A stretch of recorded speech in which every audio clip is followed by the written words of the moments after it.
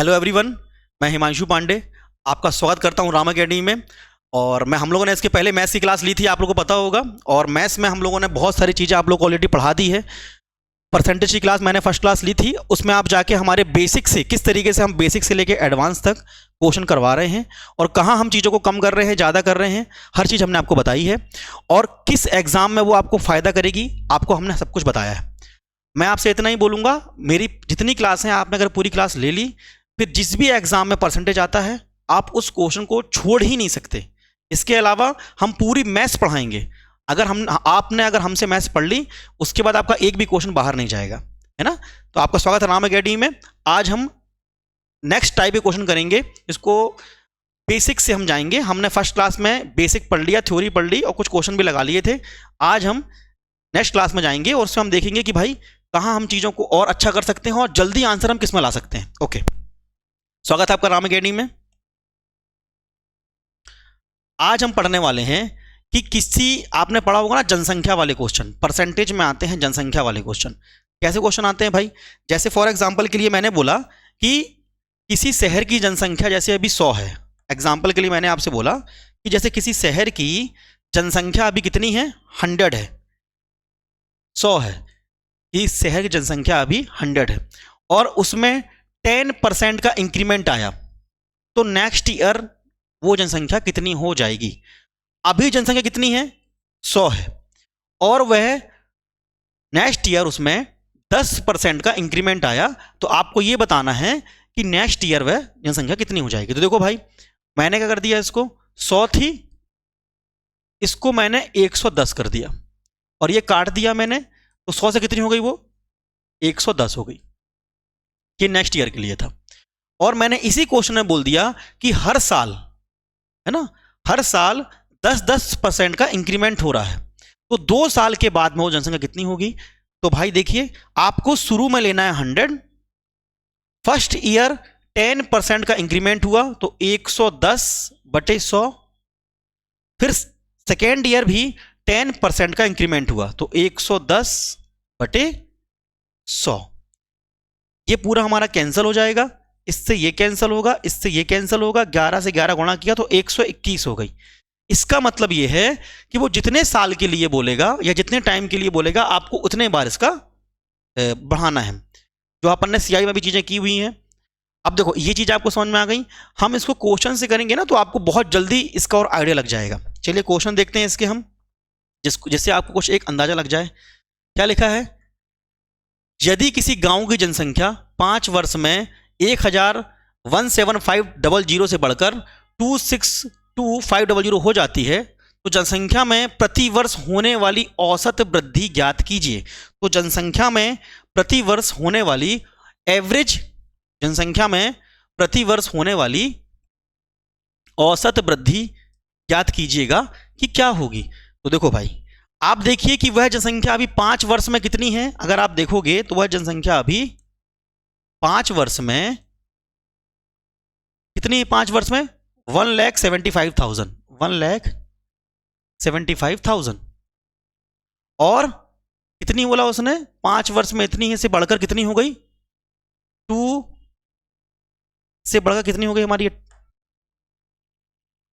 2,62,500, 2,62,500, 2,62,500 हो जाती है। तो जनसंख्या में प्रति वर्ष होने वाली औसत प्रतिशत वृद्धि ज्ञात कीजिए। यदि किसी गांव की जनसंख्या 5 वर्ष में इतनी 1,500, 1,75,000 से बढ़कर 2,62,500 हो जाती है, तो जनसंख्या में प्रति वर्ष होने वाली औसत प्रतिशत वृद्धि हमको बताना है क्या होगी। अब आपको यह देखना है कि ये जो जनसंख्या वाला क्वेश्चन था, ये 1,75,000 के साथ साथ में उसने क्या बोला कि वृद्धि बढ़ा रहा है, वो आपको डिफरेंस निकालना है ना। अब इसके और इसके बीच का डिफरेंस आपको देखना है। अब बताओ, इसके और इसके बीच का डिफरेंस जो होगा, 1 सेकेंड रुकिएगा।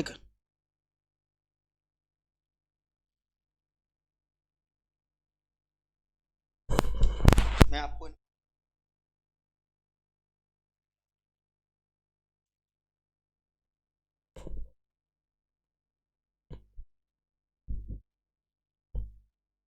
हेलो, हाँ, तो आपको इसके बीच का डिफरेंस देखना है। डिफरेंस कितना आ रहा है भाई, आप ये चेक करो। जब मैंने डिफरेंस निकाला इसके बीच का, तो अब मैं माइनस करूं जैसे इससे भाई, तो ये आ गया हमारा 500, और ये हमारा 5 में 2 गया, तो ये हो गया हमारा कितना, लगभग यहां पर माइनस कर लेते हैं 262500, और यहां हमारा क्या है 175000। तो ये आ गया हमारा कितना, ये आ गया हमारा 500। ये हमारा गया 12 से 5, तो हो गया हमारा ये 7, और इसको अपन ने यहाँ लिया तो ये हो गया 16 से हमारा 8 गया, तो ये आ गया 8, और ये हमारा ये कट गया। तो कितनी वृद्धि हुई कुल, 87,500। कितने की वृद्धि हुई हमारी, 87,500 की वृद्धि हुई। अब आप चेक करो, जो ये हमारी वृद्धि हुई है ये किस में हुई है, 5 साल में हुई है। ये 1 साल में तो हुई नहीं है। क्वेश्चन के अकॉर्डिंग ये जो वृद्धि हुई है हमारी, ये जो इंक्रीमेंट आया है हमारा, वो 5 ईयर में आया है। क्वेश्चन के अकॉर्डिंग जो हमारा ये इंक्रीमेंट आया है, ये 5 ईयर में आया है। ठीक है भाई, तो जब 5 ईयर में आया है, अगर मैं निकालूं कि पर ईयर, कि उसने क्या पूछा है अपन से, प्रति वर्ष पूछा है, तो हम क्या करेंगे, इसका पर ईयर होने वाली वृद्धि निकाल लेंगे। तो इसका मैं कर लूंगा 5 से डिवाइड कर लूंगा। अगर मैं 5 से डिवाइड कर लूंगा तो मुझे क्या मिल जाएगा कि पर ईयर इसमें कितनी वृद्धि होगी। तो काट दो भाई, 5 एकम, बचा 3 हमारा, 5 35, बचा 2 हमारा, 5 25, ये आ गया हमारा कितना 00, मतलब कितनी होगी 17,500। 17,500 हमारी पर ईयर वृद्धि होगी। 17,500 हमारी पर ईयर वृद्धि होगी। और इसको उसने क्या बोला है कि पर ईयर होने वाली वृद्धि को, ये जो हमारी पर ईयर इंक्रीमेंट हो रहा है, उसको आप परसेंटेज में बताओ कितना होगा, एवरेज परसेंटेज में कितना होगा। तो अब बताओ कि वह पर ईयर कितना बढ़ रहा है, 175,000, और ये किस पे बढ़ रहा है, इस पे जो शुरुआती जनसंख्या कितनी थी वो 175,000, और हमें क्या निकालना है परसेंटेज, तो इनटू कर लेंगे अब यहाँ 100, जिसको जब सॉल्व करोगे इसको आप काट दोगे तो ये जाएगा हमारा कितना 10%। जो पर ईयर एवरेज वृद्धि होगी वो कितनी होगी हमारी, सी नंबर 10%। क्या समझा अपन ने, हमने पहले इसके बीच का डिफरेंस निकाला कि भाई 5 साल में इतनी थी और इतनी हो गई, तो डिफरेंस आया कितने का हमारा 87,500 का। फिर हमने किया कि पर ईयर ये कितना बढ़ रहा है, तो 87,500 अपॉन 5 कर लिया अपन ने, तो मुझे क्या मिल गया कि पर ईयर होने वाली वृद्धि। तो पर ईयर कितनी वृद्धि हो रही है हमारी, ये आपने चेक किया कितनी हो रही है 17,500, ये हमारी पर ईयर वृद्धि हो रही है। बट उसने अपन से क्या पूछा है कि पर ईयर होने वाली वृद्धि का एवरेज परसेंटेज क्या होगा। तो मैंने क्या किया, जितनी वृद्धि हो रही है पर ईयर वो लिख लिया, और जितनी थी उसको लिख लिया, और इनटू मैंने कर लिया 100 कर लिया। जब मैंने सॉल्व किया तो 10% आ गया मेरा आंसर। इस तरीके से आप इस क्वेश्चन को कर सकते हो। अब हम चलते हैं नेक्स्ट क्वेश्चन में। एक नगर की जनसंख्या में प्रति वर्ष 10% की वृद्धि होती है। वर्तमान जनसंख्या 20,000 है, तो अगले वर्ष इसकी जनसंख्या कितनी होगी। मैंने बताया था अभी शुरुआत में ही आपको कि अगर वो नेक्स्ट ईयर की बात कर रहा है तो आप 10% इंक्रीमेंट ही करोगे।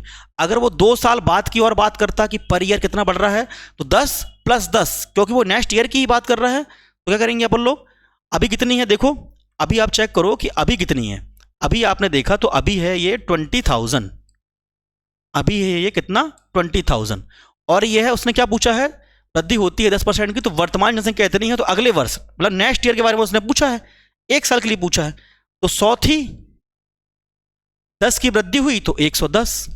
अगर ये नेक्स्ट ईयर के लिए पूछा है मैंने निकाल दिया। अगर ये 2 साल के बाद पूछता तो इसको मैं एक बार और लिखता, इसको मैंने इससे कैंसिल कर दिया, 11 दूनी 22, इसमें आ रहा आंसर भैया ये हो गया हमारा क्या 22, हाँ 22,000, 22 हो गया, 3 जो लग जाएंगे तो हो गया हमारा कितना 22,000।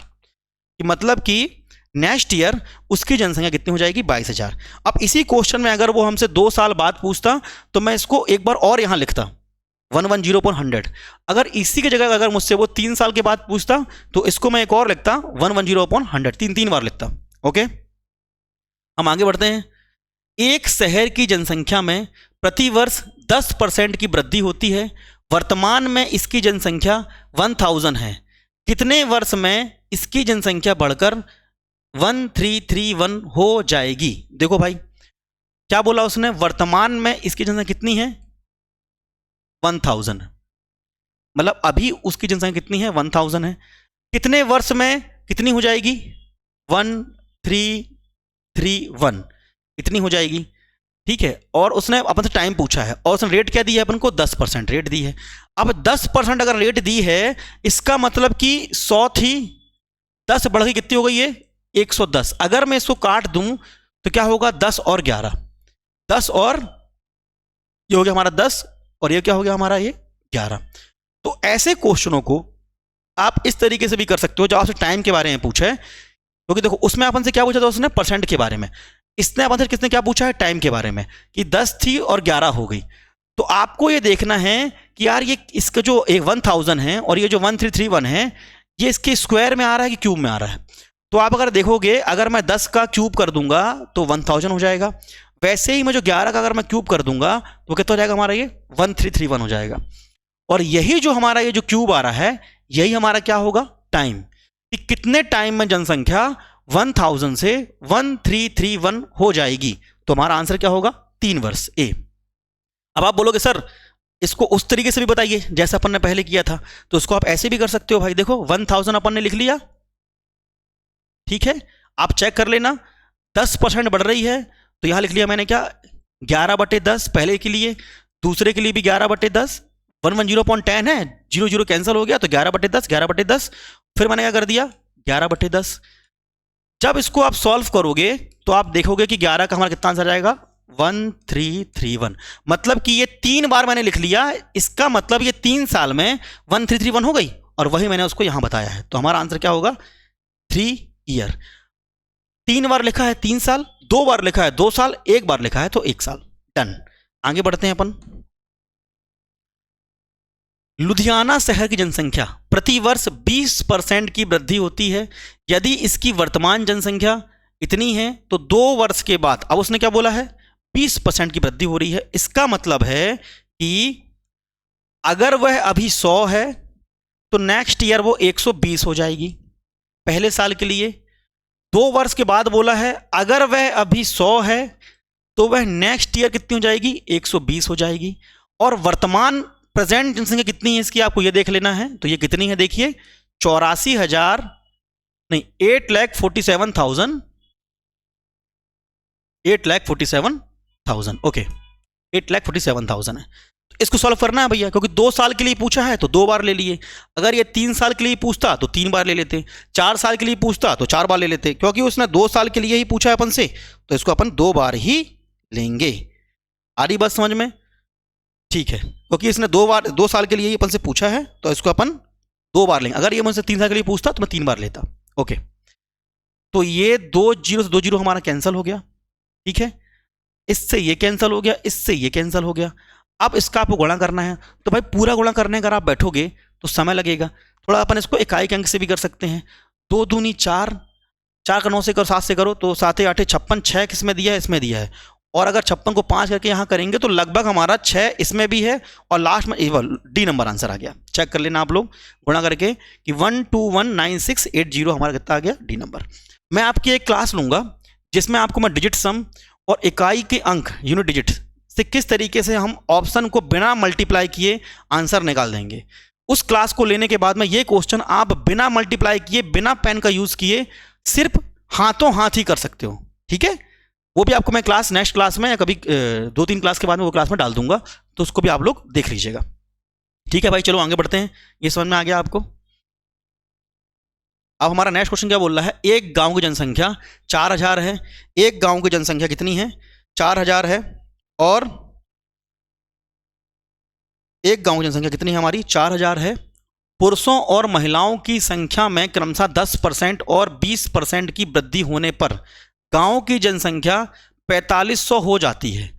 मतलब महिलाओं और पुरुष की जनसंख्या में 10% और 20% की वृद्धि होने पर जनसंख्या 4500 हो जाती है, ठीक है भाई।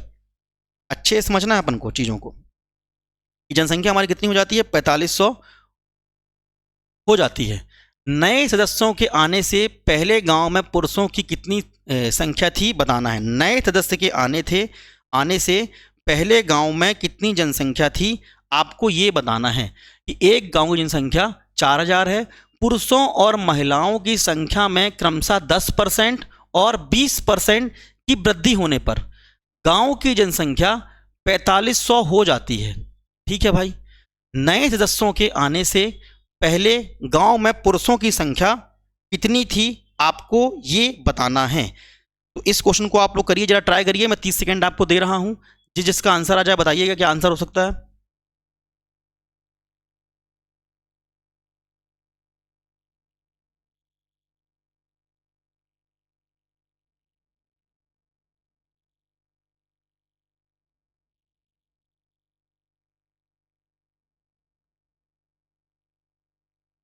ठीक, आगे होगा आप लोग का आंसर।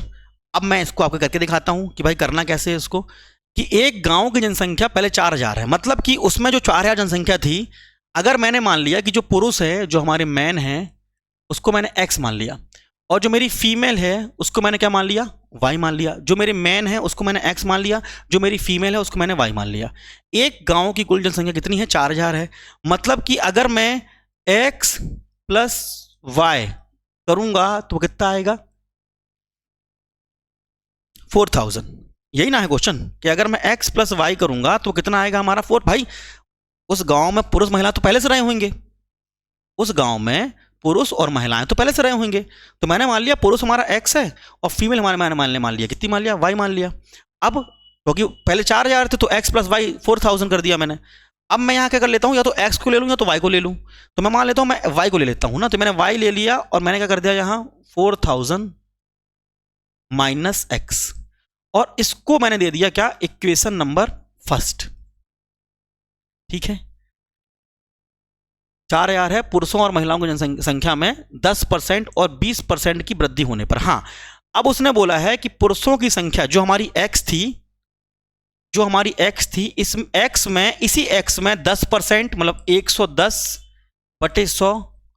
ठीक, और महिलाओं में 20%। तो जो संख्या हमारी महिलाओं की y थी, इसी में जो हमारी जनसंख्या, जो हमारी महिलाओं की जनसंख्या y थी, इसी में उसने अपन से क्या बोल दिया, 20%। मतलब इसी y में 20% का इंक्रीमेंट 120/100 ये कर दिया।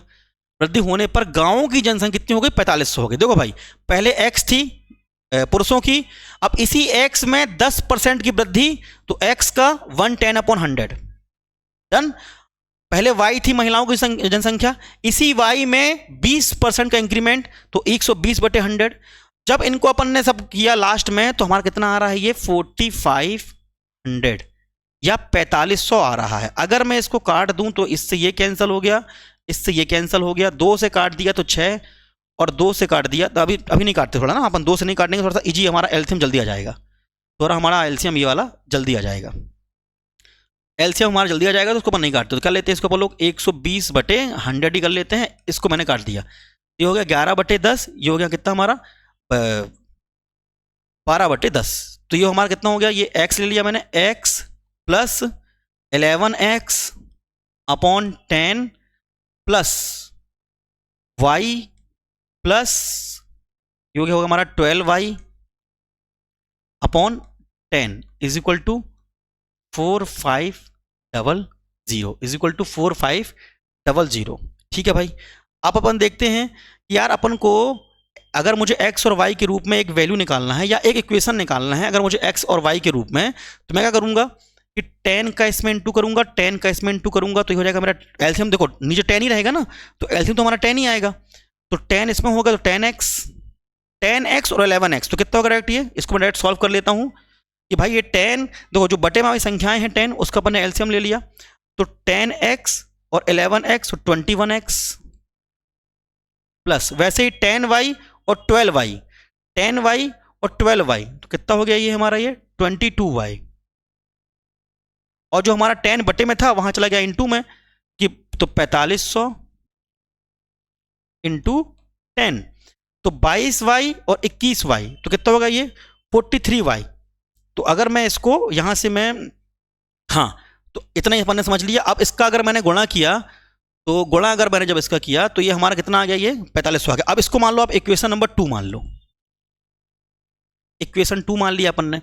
अब जो मैंने यहां y की वैल्यू निकाली थी उसको आप यहां पुट कर दो, जो मैंने यहां y की वैल्यू निकाली थी उसको आप यहां पुट कर दो।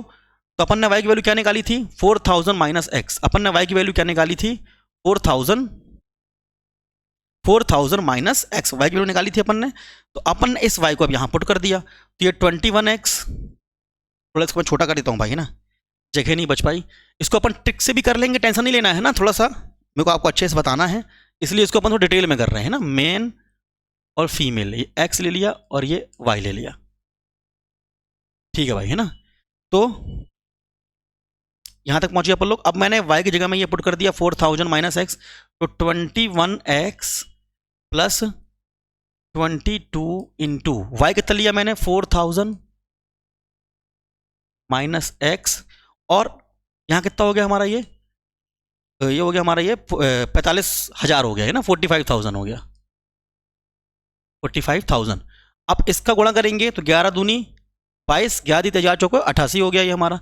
ये हो गया हमारा 21x 21x is equal to, इसको उस तरफ गुणा कर लो तो ये आ गया हमारा 22 गुणित 4 करेंगे बोलो तो 88,000, इसको उस तरफ भेज दिया अपन ने उसके पास, और 22x हमारा ये हो गया, है ना, 22x हमारा ये हो गया। कहाँ गया यार ये,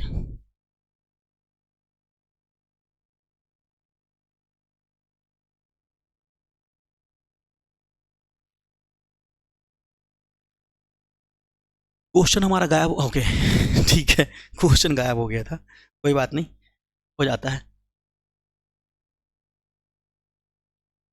हाँ भाई, तो यहाँ देख लो आप लोग, ये 21x और ये 22x भाई प्लस होगा, तो 21 22 तो क्या आ गया हमारा ये 43x ना, 21 और इसका इससे इंटू करें 22 जाएगा, तो 21 22x, तो 21 का हमारा 20 प्लस कर दिया, और ये 2 हमारा 3 हो गया, 43x हो गया, और 88 हमारा उधर चला गया, तो ये हो गया हमारा ये 45 माइनस 88।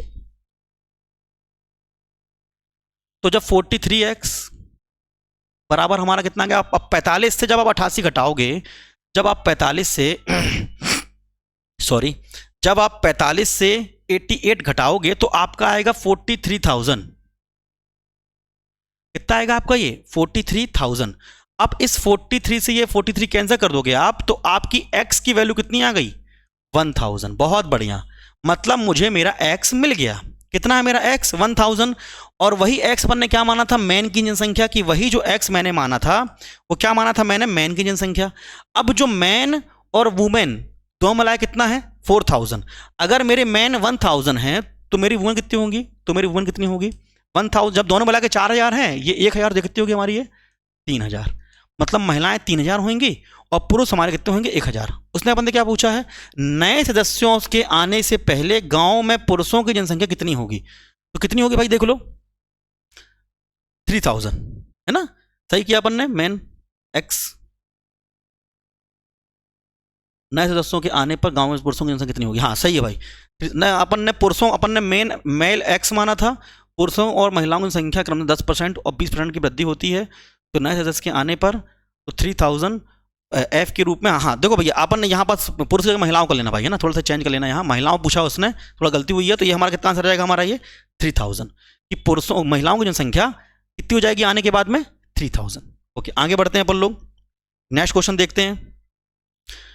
किसी परीक्षा में जैक को 45% अंक प्राप्त हुए और वह 18 अंकों से अनुत्तीर्ण हो गया, यदि वह 65% अंक प्राप्त करता तो उसे, देखो अपन ने जनसंख्या वाले क्वेश्चन कर लिए, अगर आप देखोगे तो अपन ने जनसंख्या वाले क्वेश्चन कर लिए कि भाई जनसंख्या में क्वेश्चन आते कैसे हैं और चीज़ें कैसी होती हैं, तो अपन ने ये चीज़ें समझ ली हैं। अब हम कर रहे हैं नेक्स्ट टाइप, जिसमें उसने क्या बोला है कि भाई परीक्षा में पास होना फेल होना, ऐसे क्वेश्चन भी आते हैं कि भाई पास होने पे कितना हुआ, फेल होने पे कितना हुआ, ये चीज़ें करेंगे। अब उसने क्या बोला है, जैसा बोला है वैसा करेंगे, हमारा आंसर आ जाएगा। किसी परीक्षा में जैक को 45% अंक प्राप्त हुए और वह 18 अंकों से अनुत्तीर्ण हो गया, मतलब किसी परीक्षा में जैक को 45% अंक प्राप्त हुए और वह 18% अंकों से अनुत्तीर्ण मतलब फेल हो गया, यदि वह 65% अंक प्राप्त करता तो उसे परीक्षा उत्तीर्ण करने के लिए आवश्यक न्यूनतम अंकों में से 6 अंक अधिक होते। इस परीक्षा में कोई भी अधिकतम कितने अंक प्राप्त कर सकता है। ओके, बहुत बढ़िया। इसने अपन से जो पूछा है ना, वो क्या पूछा है कि किसी के द्वारा मैक्सिमम नंबर कितने प्राप्त किए जा सकते हैं, उसने अपन से ये पूछा है। तो मैंने मान लिया जैसे फॉर एग्जांपल 100 नंबर का पेपर है, तो उस 100 नंबर को ही निकालना है अपन को कि भाई जो हमारा जो मेन पूर्णांक आएगा ना कि टोटल कितने नंबर का एग्जाम है, वही उसने अपन से पूछा है। तो मैंने मान लिया कि टोटल एग्जाम मेरा x है, x नंबर का है। अब कई लोग क्या बोलते हैं, कई लोग क्या करते हैं कि सर हमेशा x ही क्यों माना जाता है, आप y मान लो, w मान लो, z मान लो, जो मानना है वो मान लो, सब में आंसर वही आएगा। तो मैंने मान लिया कि टोटल नंबर उसके x हैं। अब वह जैसा बोला है वैसा करूंगा मैं, इंग्लिश वाला इंग्लिश से देख सकते हैं। तो किसी परीक्षा में जैक को 45% अंक मिले, मतलब x का, इस x का पूर्णांक का 45% अंक जैक को मिले, ये लिख लिया अपन ने, ठीक है, अंक प्राप्त हुए और वह 18 अंकों से अनुत्तीर्ण हो गया। इसका मतलब अगर मैं इसमें 18 जोड़ दूं तो ये जो मेरा आंसर आएगा ये क्या आएगा, उसके पास होने वाले अंक। समझ में आ गई बात कि 45% प्लस 18 कर दिया मैंने, तो मुझे क्या मिल गया, जिससे वह बंदा पास हो जाता। ठीक है, ठीक है, पास होने वाले अंकों से अनुत्तीर्ण हुआ। यदि वह 65% अंक प्राप्त करता, मतलब इसी x का अगर वह 65% अंक प्राप्त करता, समझ रहे हो ना, मतलब उसी पूर्णांक का वह 65% अंक प्राप्त करता, तो उसे परीक्षा उत्तीर्ण करने के लिए आवश्यक न्यूनतम अंकों से 6 अंक अधिक प्राप्त होते। मतलब इसमें उसको 6 अंक अधिक मिलते, मतलब जो उसने 65% मार्क्स प्राप्त किए वो उसके जो पास वाले मार्क्स हैं उससे 6 नंबर ज्यादा हैं। तो अगर मैं इससे 6 नंबर कर दूं माइनस, तो मुझे क्या मिल जाएगा, इसकी और इसकी वैल्यू बराबर मिल जाएगी कि ये भी मेरे पासिंग मार्क्स हैं और ये भी मेरे क्या है, पासिंग मार्क्स हैं। बात समझ में आ गई? आ गई, ठीक है। तो हमें क्या निकालना है, उस परीक्षा में किसी विद्यार्थी के द्वारा अधिकतम प्राप्त करने वाले अंक कितने होंगे, हमको ये बताना है। अब यहां से अगर मैंने x की वैल्यू निकाल ली तो मेरा काम बन जाएगा। कैसे करेंगे भाई, इसको देखेंगे अपन लोग। कट रहा है किसी क्या, अगर मैं इसको 5 से काट दूं, पचनाम 45, 5 दूनी 10, ये 20 हो गया। अगर मैं इसको 5 से काट दूं, 5 एकम 5, 5 3 15, 13 हो गया। ये 5 दूनी 10, ये हो गया हमारा 20, 13/20। अब क्या यहां क्या आ गया हमारा, ये 9x अपॉन 20 और प्लस 18। अब एलसीएम भी कर लेते हैं अपन लोग ना, जिससे हमको लंबा ना रहे, इसका डायरेक्ट अपन सॉल्व कर लेते हैं इसको कि प्लस 18 है तो इसका इससे इंटू किया अपन, 18 दूनी 36, ये कितना आ गया हमारा, ये प्लस 360 इज इक्वल टू 120, तो ये 13x अपॉन 20, इसका इसमें मल्टीप्लाई किया तो ये आ गया, कितना आ गया हमारा, ये 120 आ गया। अब अगर कोई यहाँ संख्या सेम होती है वो कट जाती है भाई, तो 20 से 20 हमारा कैंसिल हो गया। ठीक है, संख्या को संख्या के पास में और नंबर्स को नंबर्स के पास में, जिससे हमारा आंसर आ जाए। तो ये 9x यहाँ प्लस में है, वहां जाके माइनस में हो जाएगा, ये माइनस में है, यहाँ जाके प्लस हो जाएगा। तो 360 प्लस 120 बराबर 13x माइनस 9x। इसको अपन ने प्लस किया तो 360 में अपने 460 और ये हो गया 480, 480 और 13x में गया 9x, तो हमारा कितना बचा यहाँ 4x। इसको अपन ने काट दिया तो 4 एकम 4, 4 दूनी 8, 120 आ गया। मतलब x की वैल्यू, जो हमारी x की वैल्यू आ गई, वो कितनी आ गई हमारी x की वैल्यू, 120 आ गई। और यही उसने अपन से पूछा था कि उस परीक्षा में अधिकतम अंक कितने होंगे, उस परीक्षा में अधिकतम पूर्णांक अंक कितने होंगे, तो कितने होंगे, 120 होंगे, जो कि हमारा आंसर क्या होगा, सी नंबर, ओके भैया। अब चलते हैं अपन नेक्स्ट क्वेश्चन में।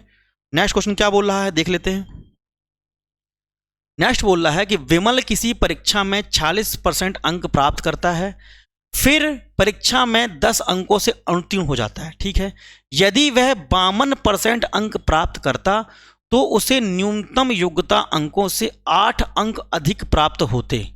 परीक्षा में उत्तीर्ण होने के लिए आवश्यक न्यूनतम अंक कितने थे, आपको बताना है। तो ये क्वेश्चन भी हमारा सेम टू सेम है। जरा इसको करने की कोशिश करिए कि भाई 40% अगर अंक वो प्राप्त करता तो 10 अंक से वो क्या हो जाता, फेल हो जाता।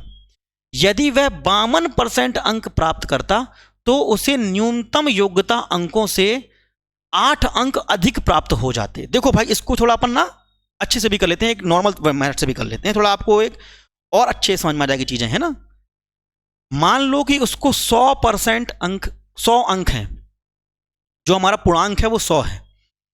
अब उसने क्या बोला, किसी परीक्षा में 46% अंक प्राप्त किया। बिमल ने इस 100 में से 46 नंबर प्राप्त किए, है ना। मतलब मैंने मान लिया कि उसके जो अंक हैं वो 100% हैं और बिमल ने 46% अंक उसमें से प्राप्त किए, फिर भी वह 10 नंबर से अनुत्तीर्ण हो गया। यदि वह 52% अंक प्राप्त करता, अगर वह यदि 52% अंक प्राप्त, मतलब यहां वो 10 नंबर से क्या हो गया, फेल हो गया, और अगर वह 52% अंक प्राप्त करता तो उसे न्यूनतम अंकों, न्यूनतम क्या अंक जिससे वह पास होने वाला है, न्यूनतम अंकों से, न्यूनतम कहां गया, यदि वह अंक प्राप्त करता तो उसे न्यूनतम योग्यता अंकों से 8 अंक अधिक प्राप्त होते। मतलब उसको जो न्यूनतम पास होने वाले नंबर से 8 अंक अधिक प्राप्त होते। मतलब यहां वो पास होने से +8 है, मतलब इसके और इसके बीच में अगर वह इतना डिफरेंस अगर मैं निकालूं, कितने का आ रहा है, देखो भाई 4606% का डिफरेंस आ रहा है। कितने का डिफरेंस आ रहा है भाई, 6% का। और यह जब 6% अंक ज्यादा प्राप्त कर रहा है तो वो पास भी हो जाता, साथ में उसको 8 अंक अधिक भी मिल जाते। तो 10 और 8 कितना हो गया, ये 10 और 8 हो गया, ये हमारा कितना 18। और ये जो 10 और 8 18 हो गया, 18 अंक उसके बढ़ गए। कब बढ़ गए, जब उसने 46 से 52% अंक प्राप्त किए। इसका मतलब जो 6% की हमारी वैल्यू है वो किसके बराबर में है भैया, 18 के बराबर में है। तो 1% कितना होगा हमारा, 3 होगा। 1% कितना होगा हमारा, 3 होगा। उसने अपन से क्या पूछा है, तो अधिक अंक प्राप्त होते। परीक्षा में उत्तीर्ण होने के लिए आवश्यक न्यूनतम अंक कितने थे, आपको यह बताना है कि आवश्यक परीक्षा में उत्तीर्ण होने के लिए आवश्यक न्यूनतम अंक कितने थे, आपको यह बताना है। अब देखो, आप इसको ऐसे भी कर सकते हो कि 46% है, 52% है, अगर इसके बीच की हमको वैल्यू मिल गई और वो हमारे 6 के बराबर में हो गई मिक्सचर से, उसको आप वैसे भी कर सकते हो, ठीक है। तो 1% अगर ये हो गया हमारा 3 है, तो अगर मैं 3 इसका टोटल परसेंट निकालूंगा, अगर मैं इसका टोटल परसेंट निकालूंगा तो वो कितना होगा, जब 1% हमारा 3 है, 100 कितना होगा हमारा, नॉर्मल सी बात है भाई, 300 होगा। मतलब कुल मार्क्स उसमें 300 हैं। अब अगर वो 300 में 46, चलो 52 निकाल लेते हैं अपन ना, दोनों से आंसर आ जाएगा, वैसे कोई दिक्कत नहीं। अगर वह 300 में से 52% अगर उसने अंक प्राप्त किए, इसको मैंने काट दिया तो 52 3 हो गया हमारा ये 50 2 150 156।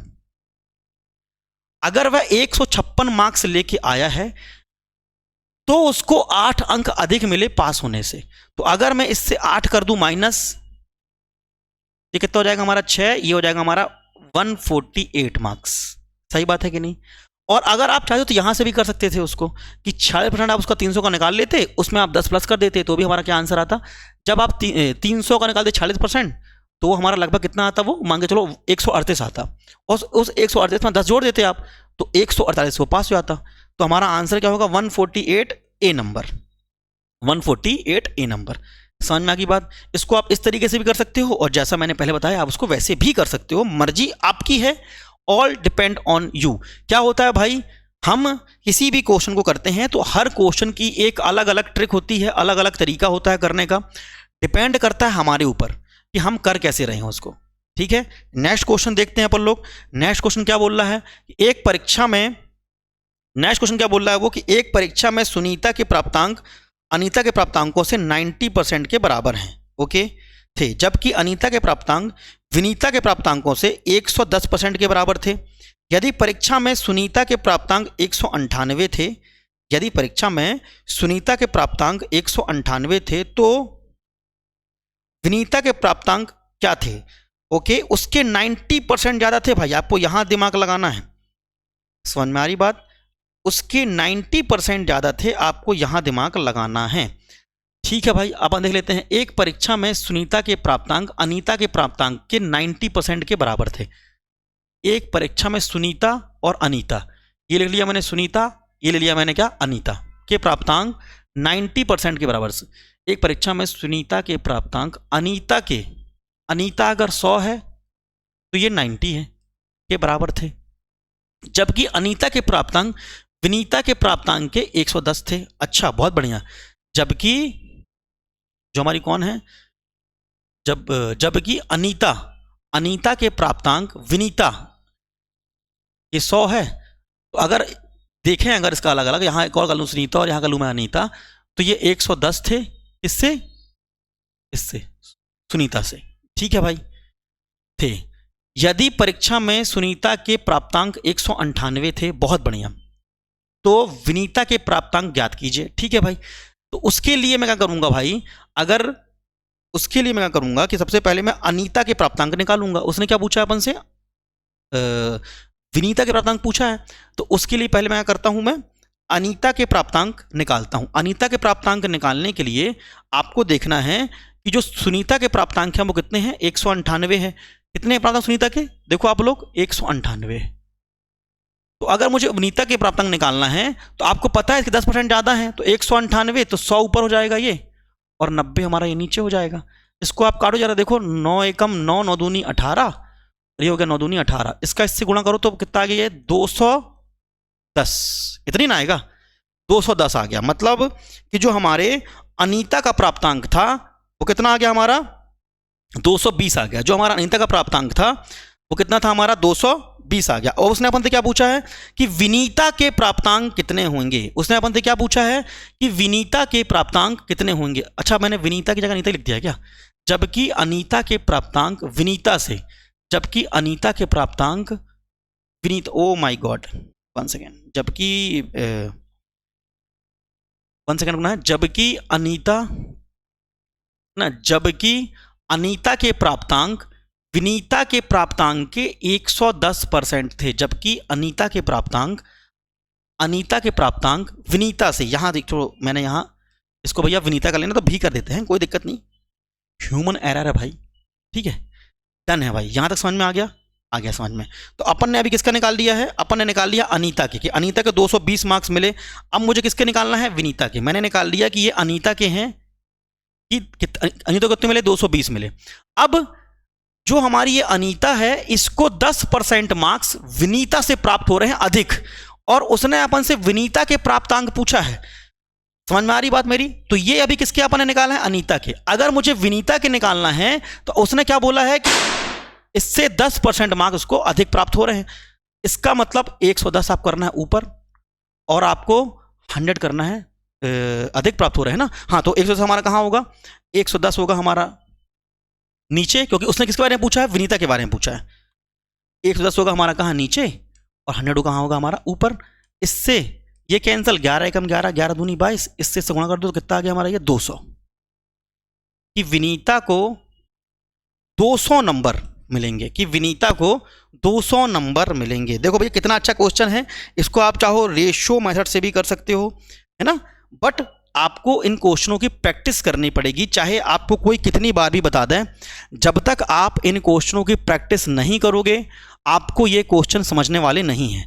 अगर आपने इन क्वेश्चनों की प्रैक्टिस कर ली तो यही क्वेश्चन आपके लिए बिल्कुल हलवे के बराबर हो जाएंगे, इजी कर लोगे इजीली तरीके से। तो आज अपन ने लगभग इसके 9-10 क्वेश्चन कर लिए हैं।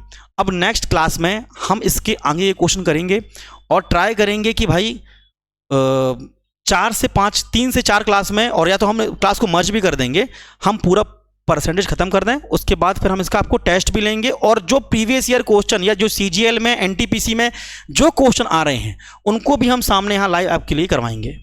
बट आपको हमारे साथ बना रहना है। याद रखना, अगर सपने बड़े देखे हो ना तो उस सपने के लिए लगन से लग जाओ। आपका साथी कोई नहीं है, आपका साथ कोई नहीं देने वाला।